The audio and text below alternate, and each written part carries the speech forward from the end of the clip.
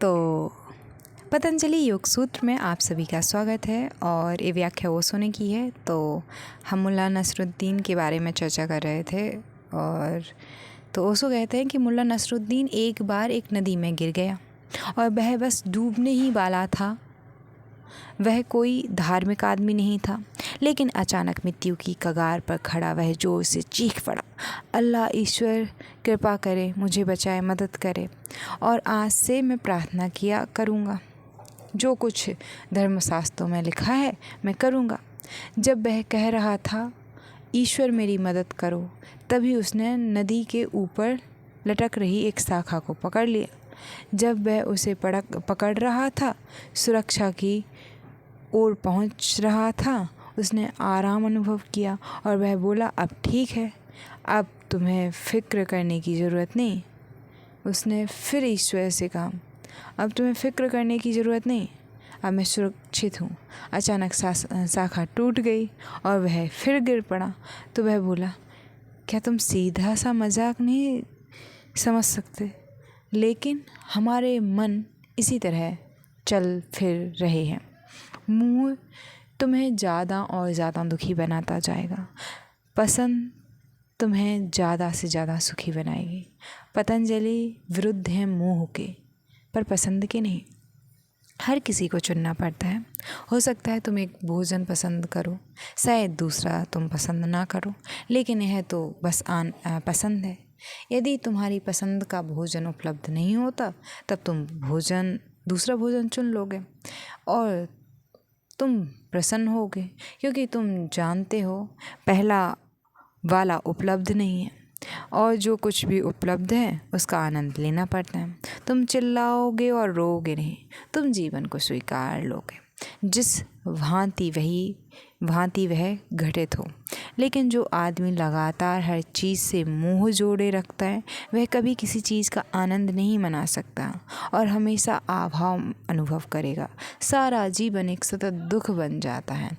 अगर तुम मोह नहीं रखते तो तुम मुक्त होते हो, तुम्हारे पास बहुत ऊर्जा होती है, तुम किसी चीज़ पर निर्भर नहीं होते, तुम स्वतंत्र होते हो और यह ऊर्जा आंतरिक प्रयास में प्रभावित की जा सकती है। यह ऊर्जा अभ्यास बन सकती है। अभ्यास क्या है? अभ्यास है पुराने अभ्यस्त ढांचों से लड़ना। हर धर्म से बहुत सारे अभ्यास विकसित किए हैं, लेकिन उनका आधार पतंजलि का यह सूत्र है। उदाहरण के लिए, जब कभी तुम्हें पता चले कि तुम्हें क्रोध आ रहा है, तो इसे सतत अभ्यास बना लो कि क्रोध में प्रवेश करने के पहले 5 गहरी सांसें लोगे। यह एक सीधा सरल अभ्यास है। स्पष्टतः क्रोध से बिल्कुल संबंधित नहीं है और कोई इस पर हंस भी सकता है कि इससे कैसे मदद मिलने वाली है, लेकिन इससे मदद मिलने वाली है। इसलिए जब कभी तुम्हें अनुभव हो कि क्रोध आ रहा है, तो इसे व्यक्त करने के पहले 5 गहरी सांसें अंदर खींचो और बाहर छोड़ो। क्या होगा इससे बहुत सारी चीज़ें हो पाएंगी। क्रोध केवल तभी हो सकता है अगर तुम होश नहीं रखते, और यह श्वसन एक सचेत प्रयास है। बस क्रोध व्यक्त करने से पहले ज़रा होशपूर्ण ढंग से 5 बार अंदर बाहर सांस लेना। यह तुम्हारे मन को जागरूक बना देगा और जागरूकता के साथ क्रोध प्रवेश नहीं कर सकता।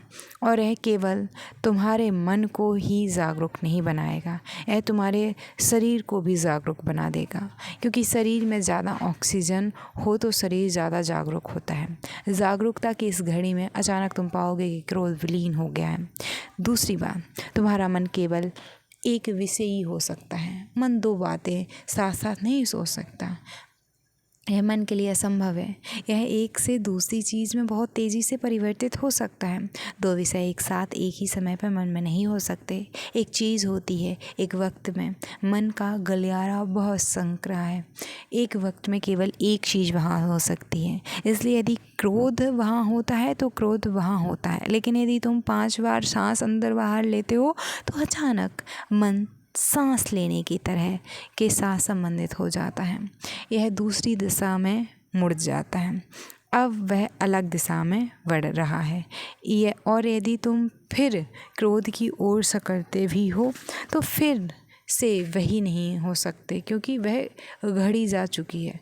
गुरजरफ ने कहा था, जब मेरे पिता मर रहे थे उन्होंने मुझसे केवल एक बात याद रखने को कहा, जब कभी तुम्हें क्रोध आए तो 24 घंटे विदिक्षा करो और फिर वह करो जो कुछ भी तुम चाहते हो। अगर तुम जाकर कत्ल भी करना चाहते हो, जाओ और कर दो कत्ल, लेकिन 24 घंटे प्रतीक्षा करना। 24 घंटे तो बहुत ज़्यादा हैं। 24 घंटे चल जाएंगे। प्रतीक्षा करना मात्र तुम्हें बदल देता है। वह ऊर्जा जो क्रोध की ओर बह रही है नया रास्ता बना लेती है। यह वही ऊर्जा है। यह क्रोध बन सकती है, करुणा बन सकती है। इसे ज़रा मौका दे दो। तो पुराने शास्त्र कहते हैं, यदि कोई अच्छा विचार तुम्हारे मन में आता है तो उसे स्थगित मत करो, उस पर काम करना तुरंत स्टार्ट करो। और यदि कोई बुरा विचार मन में आता है तो उसे स्थगित कर दो, उसे तत्काल कभी मत करो। लेकिन हम बहुत चालाक हैं, बहुत होशियार हैं। हम सोचते हैं और जब भी कोई अच्छा विचार आता है तो हम उसे स्थगित कर देते हैं। मार्क ट्वेन ने अपने संस्मरणों में लिखा है कि वह 10 मिनट तक एक पादरी को सुन रहा था किसी चर्च में। व्याख्यान तो असाधारण था और उसने अपने मन में सोचा, आज मुझे $10 दान करने ही हैं। वह पादरी अद्भुत है, इस चर्च की मदद की जानी चाहिए। उसने निर्णय ले लिया कि व्याख्यान के बाद उसे $10 दान करने ही हैं। 10 मिनट और हुए और वह सोचने लगा कि $10 तो बहुत ज़्यादा होंगे, 5 से काम चल जाएगा। 10 मिनट हुए और उसने सोचा, यह आदमी तो 5 के लायक भी नहीं है। अब वह कुछ सुन भी नहीं रहा था। अब वह उन $10 के लिए चिंतित था। उसने इस विषय में किसी से कुछ नहीं कहा था, लेकिन अब वह अपने को यकीन दिला रहा था कि यह तो बहुत ज़्यादा थे। जिस समय तक व्याख्यान समाप्त हुआ उसने कहा, मैंने कुछ ना देने का फैसला किया। और जब वह आदमी मेरे सामने चंदा लेने आया, वह आदमी जो इधर से उधर जा रहा था चंदा इकट्ठा करने के लिए, मैंने कुछ $, उठा लेने और चर्च से भागने तक की बात सोच ली। मन निरंतर परिवर्तित हो रहा है। यह गतिहीन कभी नहीं है, यह प्रवाह है। तो अगर कुछ बुरा वहाँ है तो थोड़ी प्रतीक्षा करना। तुम मन को स्थिर नहीं कर सकते, मन एक प्रवाह है, बस थोड़ी प्रतीक्षा करना। तुम बुरा नहीं कर पाओगे, लेकिन अगर कुछ अच्छा होता है और तुम उसे करना चाहते हो तो उसे फ़ौरन कर डालो, क्योंकि मन परिवर्तित हो रहा है। कुछ मिनटों के बाद तुम उसे कर ना पाओगे। तो अगर वह प्रेमपूर्ण और भला कार्य है तो उसे स्थगित मत करो, और अगर यह कुछ हिंसात्मक या विध्वंसक है तो उसे थोड़ा सा स्थगित कर दो। यदि क्रोध आए तो उसे 5 सांसों तक स्थगित करना और तुम क्रोध ना कर पाओगे।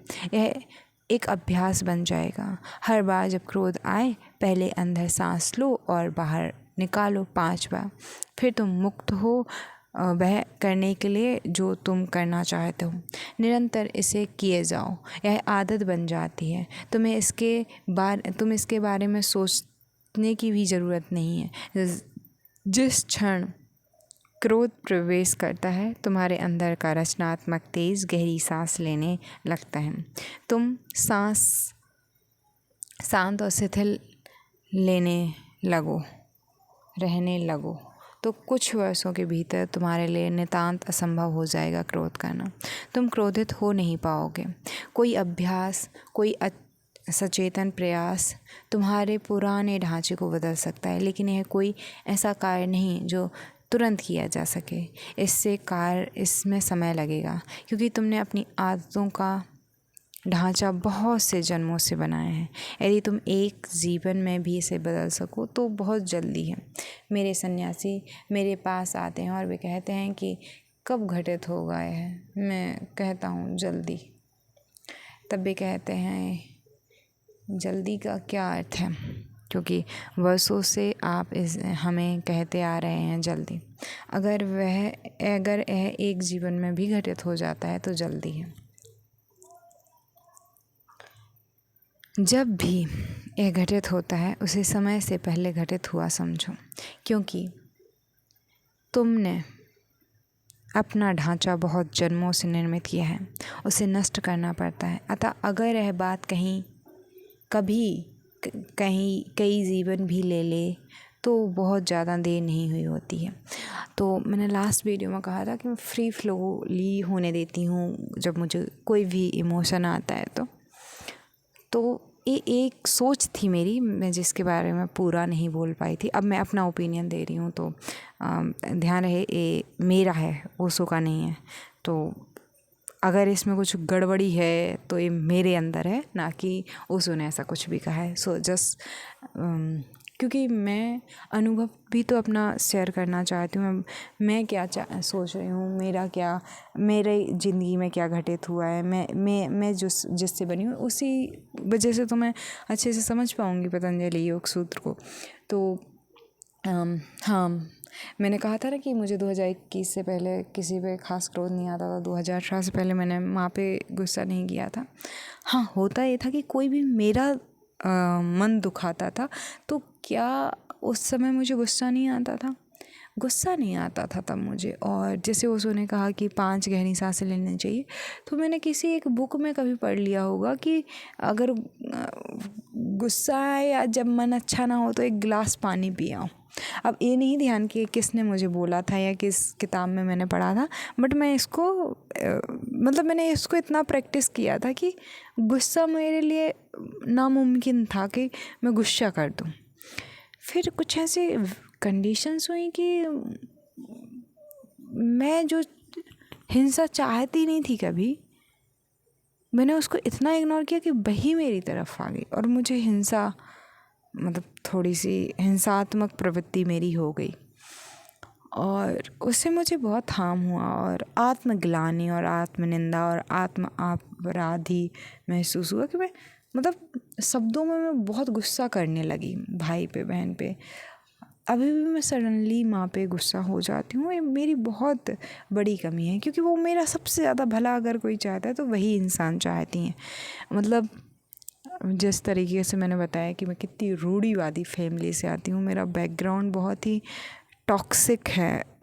अगर आज के टर्म्स में बोलूँ, रूढ़िवादी से भी घनी जो रूढ़िवादिता है वो इस गांव में और इस गांव के भी इस घर में है। लड़कियों को बोलने की परमिशन नहीं है, लव मैरिज तो अलाउ ही नहीं है। ऐसा इतना ख़तरनाक वाला माहौल कि अभी ऐसा लगेगा कि 1950 चल रहा है। उससे भी पहले प्रेमचंद ने तो एक विधवा विवाह कर लिया था, बट यहाँ पे ऐसा कुछ अभी भी पॉसिबल नहीं है।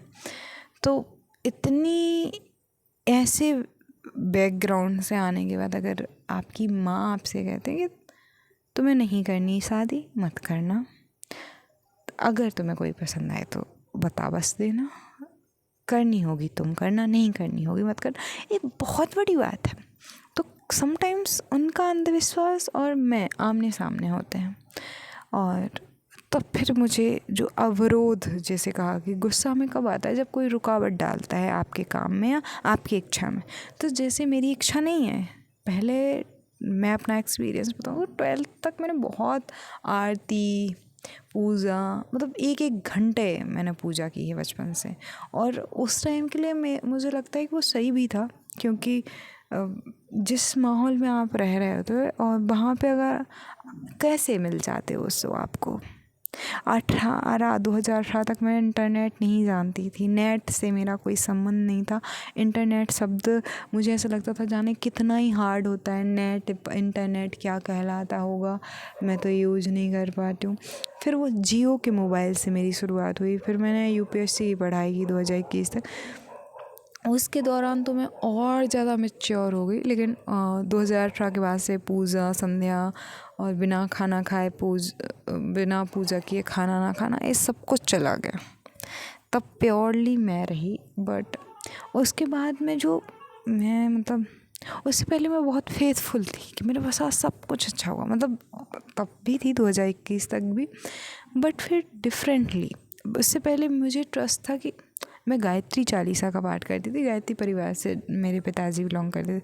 तो पहले ये था कि गायत्री माता मेरे साथ कुछ गलत होने ही नहीं देंगी। एक गॉड मैंने अपने अंदर क्रिएट कर लिया था, और मैं जो भी उनसे कहती वो मेरे साथ हो भी जाता, क्योंकि मैं इतने ट्रस्ट से कहती थी कि वो होना ही पड़ता था। जैसे हॉस्टल जाने का हुआ, एक दूसरे बड़े शहर जाके पढ़ाई करने, इंदौर जाके पढ़ाई करने का हुआ, तो ये सब मैं सोचती थी और अपने आप ऐसी परिस्थितियाँ बनती थी कि वो मुझे मिल जाता था, क्योंकि मैं इतनी फेथफुली ट्रस्ट करती थी कि ईश्वर है, मैं इतना ज़्यादा मानती थी तब तक मैं। तो ये सब होता था। अब मैं ये क्यों बता रही हूँ, क्योंकि मुझे अवलोकन करना है अपना, आत्म मूल्यांकन। फिर सडनली जब आपका ईश्वर परमात्मा पे ट्रस्ट था, लेकिन उनकी मूर्त आपके माइंड में नहीं है। कैसे अब अपनी बात मनवानी है जो आप चाहते हो, वो भी आपके में नहीं है, क्योंकि इससे पहले का मेथड तो एज सिंपल एज था, जो चाहिए बस आपके मन में वही चल रहा है एंड आपको वो मिल जाता था। मेरे साथ तो यही हुआ है, चाहे मेरा 12th टॉप करना हो, चाहे 10th टॉप करना हो, चाहे स्कूल कॉलेज में जाना हो, हमेशा यही होता आ रहा था। तो मैं हमेशा सक्सेस थी दुनिया की नज़र में कि देखो ये तो टॉप पर हो गई। फिर सडनली ईश्वर तो नहीं रहा मेरी ज़िंदगी में, मैं आस्तिक नहीं रही, एक तरह की काइंड ऑफ नास्तिक ज़रूर हो गई कि क्या पूजा करनी है। आस्था ख़त्म नहीं हुई, जब भी अभी भी नर्वस हूँ तो ऑटोमेटिकली गायत्री मंत्र निकलता है, क्योंकि वो एट द एज ऑफ 2-3 साल की थी मैं, तब से मुझे सिखाया गया है। इतना हार्ड होता था, संस्कृत का है, क्योंकि ओम भूर्भुवः स्वः का है ना, तो इतना बस मेरे पिताजी सिखा के गए थे 5 साल में, मतलब पूरा नहीं आता था मुझे। फिर वो मुझे पूरा सिखाया गया, और मैंने इसका इतना रिपीटिशन किया होगा, इतना दोहराव किया होगा गायत्री मंत्र का, कि मुझे ऑटोमेटिकली नर्वसनेस हो, परेशानी हो, तो अपने आप आता है, बिना मतलब जो उसने कहा ना कि चेतन मन, तो हाँ अवचेतन मन तक ही पहुँच गए ऑटोमेटिकली। अभी भी जब बहुत ही एक्सट्रीम कंडीशन हो जाए, जैसे कि वो जर्मन व्यक्ति था कि अगर बेहोशी में वो समझता ही नहीं है कि वो मतलब कि जर्मनी को समझ भी नहीं पाता है, वो अपने आप मराठी बोलने लगता है, जबकि वो 20 साल से जर्मनी में जर्मनी ही बोल रहा है, वो जानता भी, लिखना भी नहीं जानता अब मराठी, लेकिन फिर भी मराठी आती है उसको। तो वैसे ही जब मैं बहुत सब कॉन्शियस लेवल पे, तो गायत्री चालीसा, गायत्री मंत्र मेरे मुंह से निकलेगा, गायत्री निकलेगा। तो ये चीज़ें हैं, और मैं बहुत प्रेमपूर्ण हूँ। ये तो मतलब बचपन से ही मुझे बहुत ज़्यादा देना पसंद है। मतलब जो भी है, पैसे तो ठीक है, देना ठीक है, वो तो मटेरियलिस्टिक चीज़ें तो सबको दिखती है, बाकी हर चीज़ में कभी ये नहीं सोचती हूँ कोई मुझे ये दे दे। मैं हमेशा सोचती हूँ मैं इसके लिए ये कर दूँ, मैं ये कर दूँ, मैं मतलब हमेशा देने का भाव जो है वो इतनी ऊंचाई पे है मेरे पास में कि कभी भी मैं ये नहीं कि मेरा फ़ायदा हो जाए, मैं सामने वाले को फ़ायदा हो जाए। फ़ायदा इन द सेंस कि वो मतलब अगर मैं किसी से बात कर रही हूँ और वो स्पिरिचुअल है, तो उसमें मैं उसको कैसे मदद कर दूँ कि उसको और ज़्यादा अच्छा पता हो जाए और वो अपने नज़दीक पहुँच जाए। अगर कोई नॉलेज में है और मुझे वो टॉपिक आता है, तो मैं उसको समझाने, एक्सप्लेन करने की कोशिश, क्योंकि जिसके पास बिल्कुल नॉलेज नहीं है, ज़ीरो नॉलेज है, तो आई ट्राई कि मैं उसको नॉलेज दूँ। तो ये मेरे व्यक्तित्व की बहुत अच्छी चीज़ है। बट 1-2 चीज़ें हैं जिस दिन मेरे अंदर मैच्योरिटी आ गई, जो मैं शेयर करूँगी, जो मुझे आत्मग्लानि महसूस कराती हैं, और उससे निकलना बहुत ज़रूरी भी है, क्योंकि वो सबसे हार्ड एंड सबसे बुरी चीज़ है। तो आप ग्रेटिट्यूड फील कीजिए, कृतज्ञता महसूस कीजिए अपने हाथ, पैर, नाक, मुंह, कान, आँख, दांत, ये बाहरी अंगों के साथ साथ अपने अंदर के अंगों के लिए, लाइक फेफड़ों के लिए, किडनीज़ के लिए, अपने हार्ट के लिए, लंग्स, एवरीथिंग, मतलब हर एक चीज़ के लिए। आपको नाम भी पता नहीं होंगे, बट ये सब कुछ अपने आप अच्छे से काम कर रहा है, तो लव दिस। और जो अवेलेबल नहीं है, जब आप बहुत प्रेम में होते हो तो आप बहुत ऊंचा सोच लेते हो, बहुत अपने आप का सबसे बेस्ट वर्जन आप बन जाते हो ऑटोमेटिकली, बिना एफर्ट किए, जस्ट एफर्टलेसली। हाँ, सबसे पहले देना सीखना चाहिए, जो कि उसने कहा है। जिसको नहीं आता है उसको बहुत दिक्कत है। मेरे साथ प्लस पॉइंट ये है कि मुझे बहुत देने की आदत है एंड बचपन से सिर्फ दे रही हूँ, अभी तक की जो मेरी नेचर रही है। कभी डिमांड नहीं की होगी, ऐसा कर देना ये भले ही क्या होगा, बट नो डिमांडिंग, आज तक डिमांड नहीं की होगी। कभी कपड़े नहीं, शॉपिंग नहीं, कुछ नहीं। 9th से मैंने कपड़े भी नहीं खरीदे हैं। बहन के जो होते हैं वो मैं पहन लेती हूँ जस्ट। अब ऐसा है, इसका मतलब ये नहीं है मैं कमाती नहीं हूँ। ईज़िली मैं बहुत अच्छा खासा अमाउंट अर्न कर लेती हूँ, बट मुझे ऐसे ख़ास ज़रूरतें, मटेरियलिस्टिक चीज़ें बहुत ज़्यादा एक्साइटेड या इंटरेस्टिंग नहीं लगती हैं। मैं same clothes again and again पहनती रहती हूँ, जहाँ पे जैसा माहौल है उस हिसाब से। बट तो ये जो छोटी छोटी सी चीज़ें हैं ना, जो छोटे छोटे से अभ्यास हैं, वो इतने बार रिपीटिशन से हो चुके हैं कि ऐसा बिहेवियर बन चुके हैं। अब मैं अभी करेंटली एक इच्छा बताती हूँ कि मैं बहुत सारा पैसा कमाऊँ, क्योंकि आपको हेल्प करनी है तो आप ये सोचते हो कि आपके पास पैसा होना चाहिए। अब ओसो की तरह कोई मुझे डोनेट नहीं करने वाला है एंड मैं ले भी नहीं पाऊँगी। आई थिंक ले भी लूँगी तो ठीक है, ले लूँगी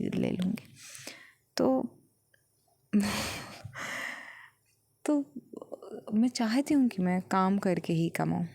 तो एक इच्छा है और इससे मुझे बहुत दुख भी होता है जब वो काम पूरा नहीं होता है। तो इच्छाओं से दुख निर्मित होता है और ये मैंने फील किया है। मैं जस्ट बिकॉज ऐसा बुद्ध ने कहा है कि सारे चीज़ों का कारण दुख है, उनकी वजह से नहीं है। मैं बहुत आनंदित रहती हूँ, लेकिन पतंजलि को पढ़ने में बहुत मज़ा तो आ रहा है, मुझे सच में आ रहा है। बहुत अच्छी चीज़ें पता चल रही हैं। चलिए ठीक है, मिलते हैं नेक्स्ट वीडियो में और आप अपना एक्सपीरियंस भी बता सकते हैं। जो लास्ट में बोला वो सब मेरा एक्सपीरियंस है, उसमें कुछ भी गलतियाँ भी हो सकती हैं, जस्ट बिकॉज वो मैंने किया या मेरे साथ हुआ या मैं सोचती हूँ तो मैंने एक्सप्लेन कर दिया या शेयर कर दिया। Thank you.